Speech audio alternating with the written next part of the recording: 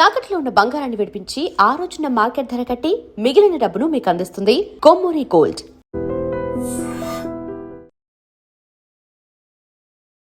హైదరాబాద్ మల్కాజ్గిరిలోని మారుతినగర్లో ఈ ఉదయం దారుణమైనటువంటి ఘటన జరిగింది. భర్త భార్యను గన్తో పాయింట్ బ్లాంక్లో కాల్చేసి చంపేశాడు.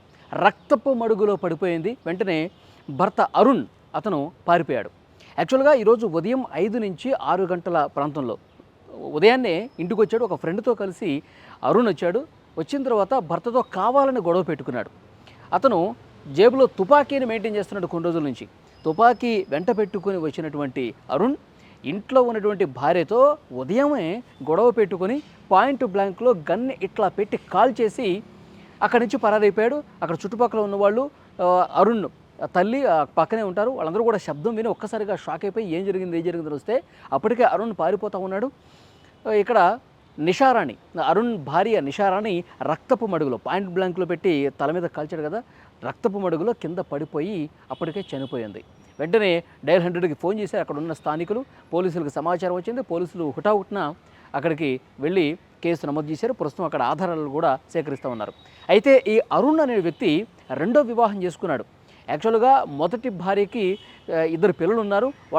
వాళ్ళతో కూడా గొడవ పెట్టుకుని వాళ్ళు వేరే దగ్గర ఉంటున్నారు. మొదటి భార్య ఇతని నుంచి వేరుగా ఉంటుంది. అయితే ఇతను రెండో పెళ్లి చేసుకున్నాడు కదా నిషారాణి. ఈ నిషారాణి ఎవరో కాదు, మొదటి భార్య సొంత చెల్లెలు నిషారాణి. ఆమెనే పెళ్లి చేసుకున్నాడు. పెళ్లి చేసుకుని ఇప్పుడైనా కాపురం చక్కగా ఉంటుందనుకుంటే ప్రతిరోజు తాగి రావటం, గొడవ చేయటం, ఏదో రకంగా గొడవ పెట్టుకోవటం, అంటే ఒక సైకోలాగా బిహేవ్ చేశాడు అరుణ్. ఎప్పుడూ కూడా రెండో భార్యతో కూడా గొడవ పెట్టుకుంటూ ఒకసారి పుట్టింటి వెళ్ళిపోవటం, మళ్ళీ రావటం, మళ్ళీ గొడవ చేయటం, మళ్ళీ వెళ్ళిపోవటం, ఈ విధంగా జరుగుతూ ఉంటుంది. ఈసారి అంటే ఒక గన్తో భార్యనే కాల్చి చంపేంత కిరాతకుడిగా మారిపోతాడని చెప్పి పాపం ఆమె కూడా ఊహించలేదేమో. ఏదో గొడవ పెట్టుకుంటాడు, ఏదో ఒక రోజు మారతాడులే అని చెప్పి ఆ పిచ్చితల్లి భావించి ఉంటుంది. నిషారాణి ఈరోజు ఉదయం తెల్లవారుతుండగా 5:30 సమయంలో ఒక ఫ్రెండ్తో కలిసి వచ్చినటువంటి అరుణ్ పాయింట్ బ్లాంక్లో పెట్టి గన్ పెట్టి కాల్ చేసినటువంటి పరిస్థితుంది.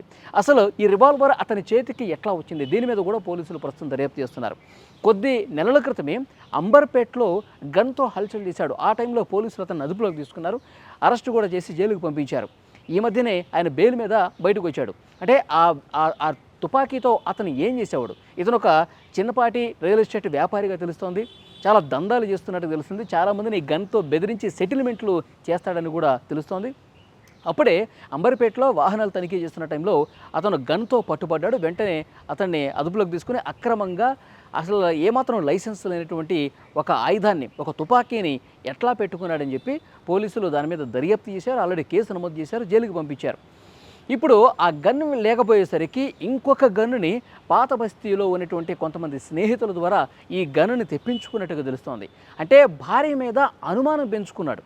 అక్కడ మనకు వస్తున్నటువంటి ఇన్ఫర్మేషన్ ఏంటంటే భార్య మీద అనుమానం పెంచుకున్నాడు, భార్యతో ఎప్పుడు గొడవ పడుతూ ఉన్నాడు ఈ విషయాన్ని గురించి. అందుకని తన రివాల్వర్ ఒకవైపు సెటిల్మెంట్లు చేయడానికి ఉపయోగించేటువంటి ఈ రివాల్వర్తోనే భార్యను కూడా పాయింట్ బ్లాంక్లో పెట్టి కాల్చి చంపేసి ఇప్పుడు పారిపోయినట్టుగా తెలుస్తోంది. సో డెఫినెట్గా పోలీసులు 3 బృందాలు ఏర్పాటు చేశారు. అతని కోసం గాలింపు చేస్తూ ఉన్నారు. అతను హైదరాబాద్లో ఉన్నాడా లేకపోతే ఈ రాష్ట్రాన్ని వదిలేసి వెళ్ళిపోయాడా? అన్ని చెక్ పోస్టుల దగ్గర కూడా పూర్తిగా బందోబస్తు ఏర్పాటు చేశారు. ఎక్కడున్నా సరే 24 గంటల్లో పట్టుకొని తీరతామని చెప్పి మల్కాజ్గిరి పోలీసులు కూడా చెప్తున్నారు. 3 బృందాలు ప్రస్తుతం అతని కోసం గాలింపు చేస్తున్నటువంటి పరిస్థితి ఉంది. అయితే ఈ అరుణ్ తల్లి ఏదైతే పోలీసులు ఇన్వెస్టిగేషన్లో భాగంగా అక్కడ రక్తపు మడుగులో పడిపోయినటువంటి నిషారాణి కేసుకు సంబంధించి దర్యాప్తు కోసం వెళ్తే వాళ్ళ తల్లే చెప్తోంది, ఈ చంపినటువంటి కిరాతకుడు రాక్షసుడు అరుణ్ ఎవడైతే ఉన్నాడో అతని తల్లే చెప్తోంది, నా కొడుకే చంపేశాడు ఈమెని, నా కొడుకుని చట్ట ప్రకారం కఠినంగా శిక్షించండి, ఒక సైకోలాగా ఒక మూర్ఖుల్లాగా మారిపోయాడు, మేము ఎంత చెప్పినా వినలేదు, భార్యతో గొడవలొద్దు, మొదటి భార్యని వదిలేశాడు, ఆమె జీవితాన్ని నాశనం చేశాడు, వాళ్ళ చెల్లినే మళ్ళీ రెండో పెళ్లి చేసుకుని కూడా చాలా దుర్మార్గంగా ప్రవర్తించాడు, ఒక సైకోలాగా. మరి వాడు మతిస్థిమితం కోల్పోయాడా లేదో తెలియదు కానీ చాలా దారుణంగా ప్రవర్తించాడు. వీడిని కఠినంగా శిక్షించండి, వాడిని ఎక్కడికి పోయినా సరే వాడిని పట్టుకోండి, అరెస్ట్ చేయండి, జైల్లో పెట్టండి, చాలా కఠినంగా శిక్షించండి, నా కొడుకైనా సరే వీడు ఒక ఉన్మాదిలా మారిపోయాడు కాబట్టి అతనికి శిక్ష పడాల్సిందని చెప్పి ఆ తల్లి కూడా మాట్లాడుతుందంటే అరుణ్ అనేటువంటి ఒక దుర్మార్గుడు, ఒక సైకో విధవ ఏ విధంగా తయారయ్యాడో కూడా క్లియర్గా అర్థమవుతుంది.